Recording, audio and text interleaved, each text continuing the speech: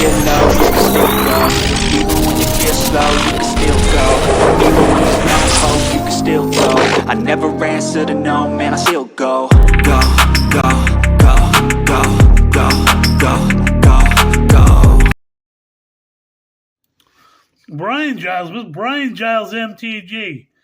Hoo-ha, we're back with more crazy Foundation spoilers. So, hoo-ha, starting today off, we have some absolute crazy nuttiness in Leyline Axe. 4 generic mana for an artifact equipment. If this card is in your opening hand, begin the game with it on the battlefield. Equipped creature gets +1/+1, has double strike and trample, and equipped for 3. Squeeze me? What? An equipment that you can start the game with? I mean, yeah, it follows all the Leyline rules for the casting cost. And you can, if it's in your opening hand, you can start with it on, but an equipment? An enchantment I can see. That works, A little extra, oomph to start your game with to power up your, what you're doing with your deck. What? Yeah, this is, sure. Nobody's going to break this one. No. Oh God. I absolutely, this card is going to get broken. And the full art one looks very sick. I love the full art artwork for this. Hoo-ha.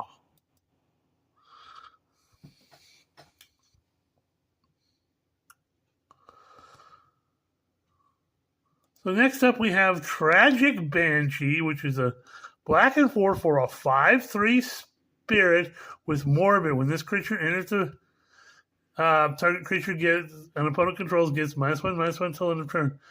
If the creature died this turn, that creature gets -13/-13 instead.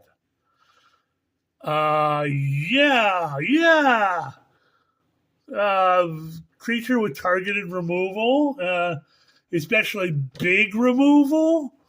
Okay, we could deal with some of that.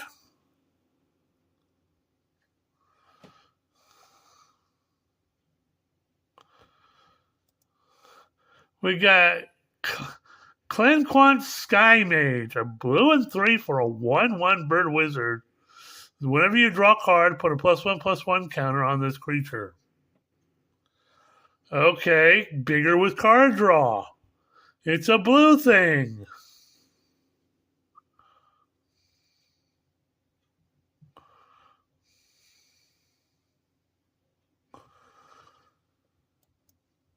Then we have Seeker's Folly. I think this is a reprint from one of the Ixalan blocks. Or, no, it looks more like, the maybe from one of the Eldraine blocks. But it's a black and 2. So if you choose one, target opponent discards 2 cards, or creatures your opponents control get -1/-1 till end of turn. Oh, this would work wonderfully in a Maha deck. Hoo-ha.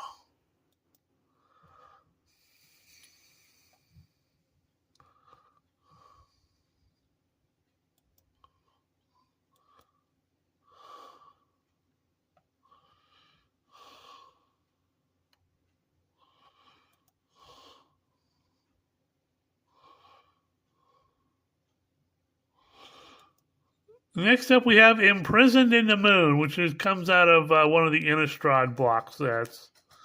So it's a blue and 2 for a creature enchantment that you can enchant creature, land, or planeswalker. Enchanted permanent is a colorless land with tapped add a colorless mana and loses all colors, card types, and abilities. Yeah, that could be useful. Nice to see that back. It's a great reprint. We have Mischievous Mystic, a blue and 1 for a 2/1. I'm going to say Fairy Wizard. I don't know. Or maybe Human Wizard. It has flying, and whenever you draw your second card each turn, create a 1/1 blue fairy creature token with flying. So a little something to add to your fairy deck. Then we have Curator of Fate, which is a reprint, as I recall. 2 blue and 4 for a 5/5 Sphinx. Can't be countered. It has flying. When this enters, the top 5 cards of the library, separate them into one face-down pile, one face-up pile. Opponent chooses one of the piles. The chosen pile is put into your hand. The other into your graveyard.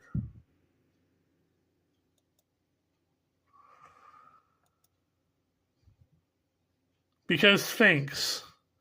Then we have Cephalid Ink Mage, which is a blue and 2 for a 2/2, I would say octopus mage. When it enters, you can surveil 3. And it has threshold as long as you have 7 or more cards in your graveyard. It can't be blocked. Hoo-ha! Then we have Divine Resilience. White mana with a kicker of a white and 2.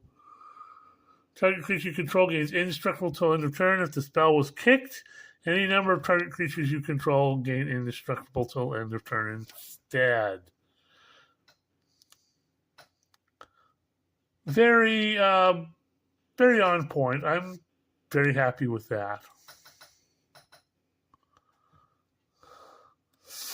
Next up, reprint. I'm not surprised to see this with all the Angel Tribal in Giada Font of Hope. One of the best angels ever to come out. This came out of New Capenna, which kind of an underrated set, for certain cards. Giada Font of Hope being a major one of them. So a white and 1 for a 2/2 angel with flying and vigilance. Each other angel you control enters with an additional +1/+1 counter for each angel you already control. Tap it to add 1 white mana. Spend this mana only to cast an angel spell. I never got any Giadas, so I would love a Giada. I kind of like the full art 80s look Giada. It's like, that's cool. That just tickles my fancy. She looks like she's straight out of an 80s movie or something, Yeah, that's all the way cool.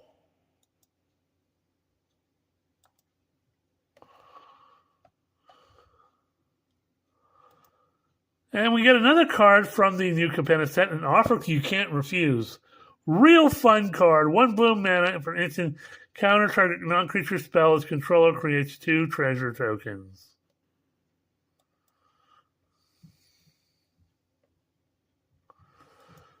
Of course, classic reassembling skeleton. For a black and 1, you get a 1/1 skeleton warrior. And you can pay a black and 1 to return this card from your graveyard to the battlefield tapped. Always a wonderful sack outlet. Next up, we have a new version of Kellen in Kellen Planar Trailblazer. As we've seen in sets recently, Kellen's been traveling across the plains to...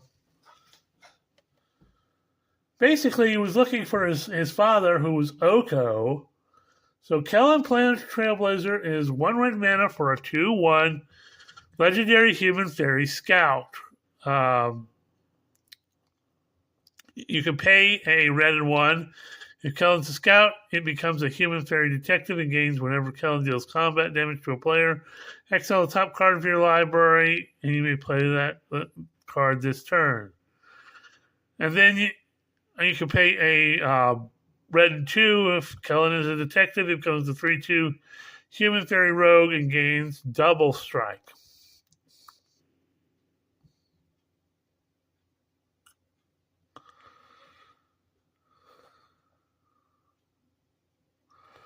So this is kind of a level up type of Kellen version of Kellen.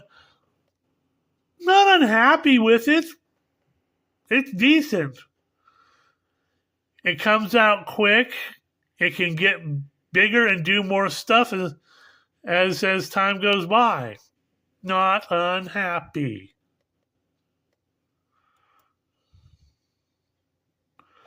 Next up we have Slumbering Cerberus. So a red and 1 for a 4/2 dog. Creature doesn't untap during your untap step. Beginning of each end step, if a creature dies this turn, untap this creature.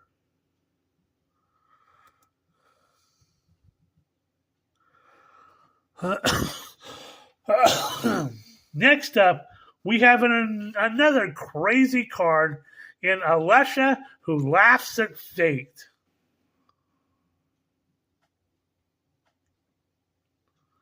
So, a black, a red, and 1 for a 2/2 legendary human warrior with first strike. Whenever Alesha attacks, put a +1/+1 counter on it. Hoo-haw. And raid, at the beginning of your end steps, if you attack this turn, return target creature card with mana value less than or equal to Alesha's power from the graveyard to the battlefield. Oh, no, nobody's going to break that with extra combat steps. No, not at all.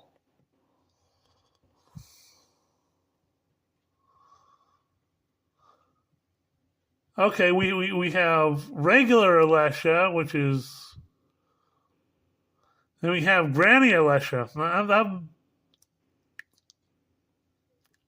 Yeah. Hoo-haw.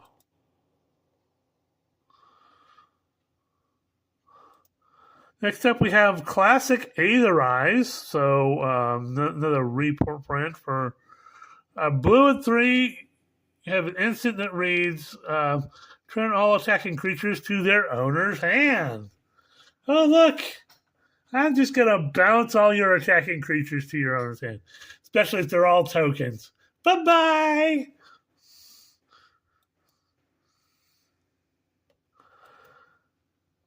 And Swiftfoot Boots. Not surprised to see that here.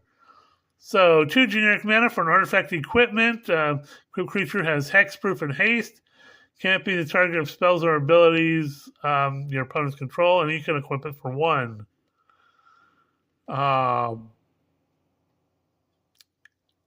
do like the full art. I think that's going to be highly sought after.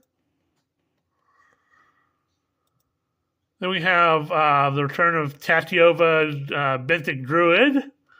So a green and blue and 3 for a 3/3 Merfolk Druid. Has landfall. Whenever a land you control enters, gain 1 life and draw a card. Because Simic shenanigans.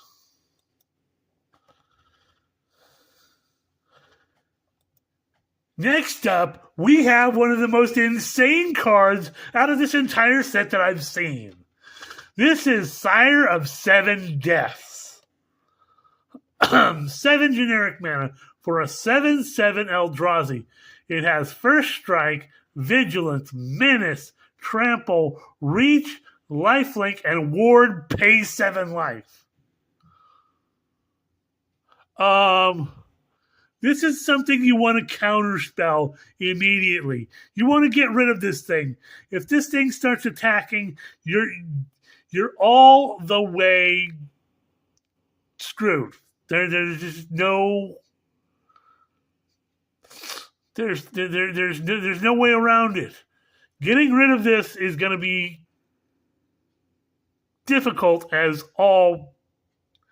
You want to stop this from ever coming on the board.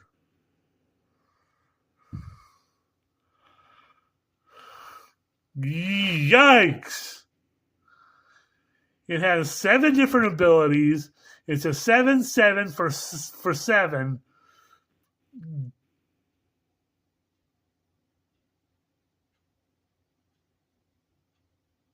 Its creature type is even 7 letters. This is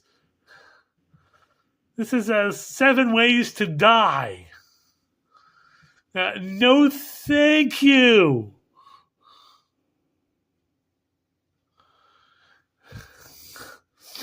People are gonna want this for their Eldrazi decks. Ugh, brother. Ugh, what's that?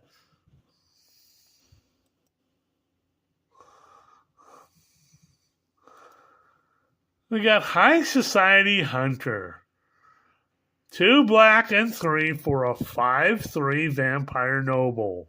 Whenever this creature attacks, you may sacrifice another creature. If you do, put a +1/+1 counter on this creature. Whenever another non-token creature dies, you draw a card. So this is perfectly in line with an aristocrat's like sacrifice deck type strategy. Hoo-haw. Excuse me.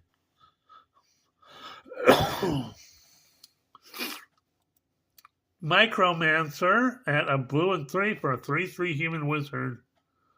This creature enters, you may search your library for an instant or sorcery card with mana value of 1. Put it into your hand and shuffle.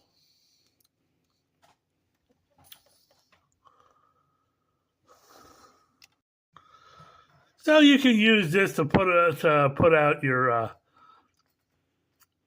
like your offer you can't refuse, stuff like that. Hoo-haw.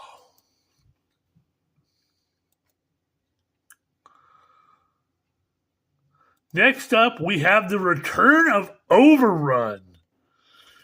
This card, I was getting out of Magic at the time, and but I still was in contact with some people that were still in it, and they said this card, was the best of the best in terms of stuff for creatures, making them bigger. So 3 green and 2 for a sorcerer that reads, creatures you control get +3/+3 and gain trample till end of turn. Yeah. Just make everything big, and this hasn't had a reprint probably since then. And like I said, it was considered the best of the best. We have Self-Reflection, a beefy 2 blue and 4 for sorcerer that reads, create a token that's a copy of target creature you control, and you can flash it back for a blue and 3.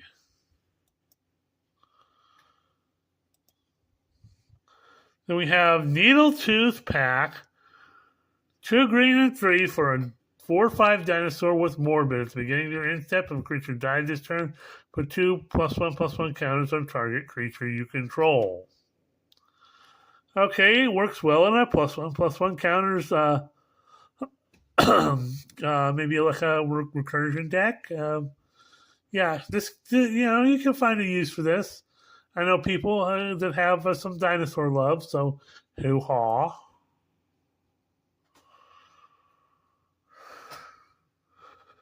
Next up is Pandemonium.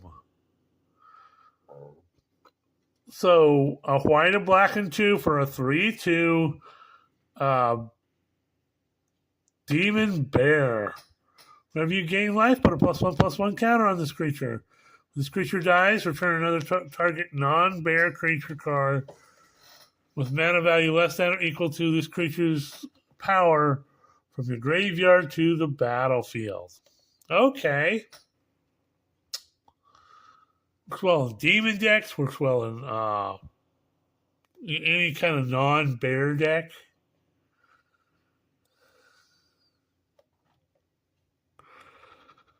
Okay, next up, we're going to be looking at some more of the special guests for this set. Starting off with Grim Tutor. 2 black and 1 for sorcery that reads. Search your library for a card, then put that card into your hand and shuffle, and you lose 3 life. Tutors are always fun, and I'm not sure what artwork this is in. It looks kind of like the Kaldheim artwork, but I'm not sure. We got Condemn in the Strixhaven artwork. For white mana, you get an instant read. Put target attacking creature on the bottom of its owner's library.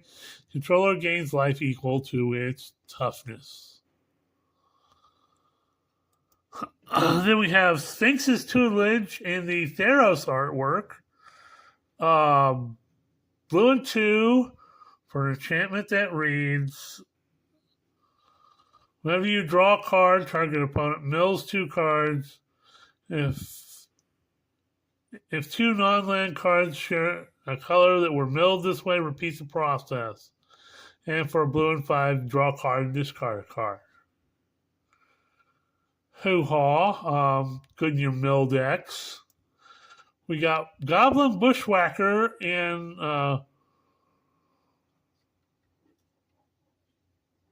I'm not exactly sure what artwork this is, but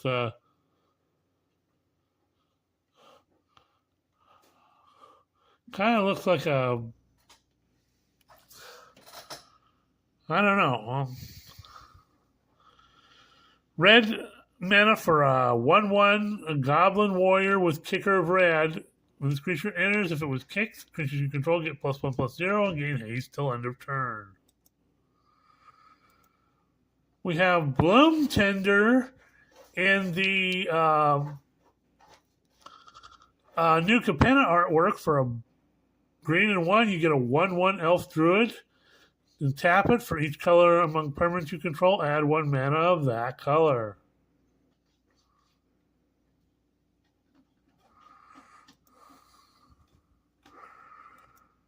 Paradise Druid in the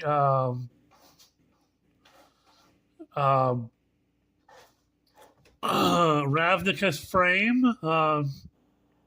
Green and 1 for a 2/1 Elf Druid. Creature has hexproof as long as it's untapped, and tap it to add 1 mana of any color. Oh, what? I didn't even realize that's what this was. Chroma's Memorial in the Dom United stained glass frame, which just should look really sick in a foil. 7 mana for a legendary artifact. Creatures you control have flying for strike, vigilance, trample, haste, and protection from black and from red. Yeah. I like that. I like that a lot. Yes, please. And Fiend Artisan from the Ikoria frame. So 2 hybrid black-green for a 1/1 Nightmare. This creature gets +1/+1 for each creature card in your graveyard. Pay a hybrid hybrid black-green and X. Tap it and sacrifice another creature. Search your library for a creature with mana value X or less. Put that creature onto the battlefield and shuffle. Activate only as a sorcery. Yeah, Tutor on a body. Yahoo! Those are some nice special guests. I'm not unopposed to any of those special guests. They do things. So hoo-ha, double checking. Okay, we've got Arbiter of Woe. We're at 24 minutes, and we want to go kind of. So 2 black and 4 for a 5/4 demon. As initial cost to cast this spell, sacrifice a creature. Has flying, and when this creature enters, each opponent discard a card, loses 2 life. You draw a card and gain 2 life. Hoo-haw!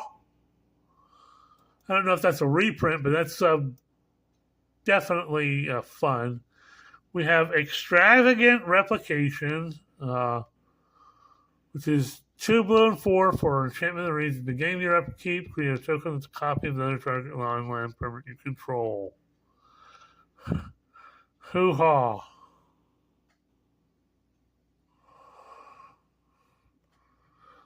So that's all we have for right now. We're at 25 minutes. We got some crazy stuff today. I hope things keep going this way. We'll see you on the next video.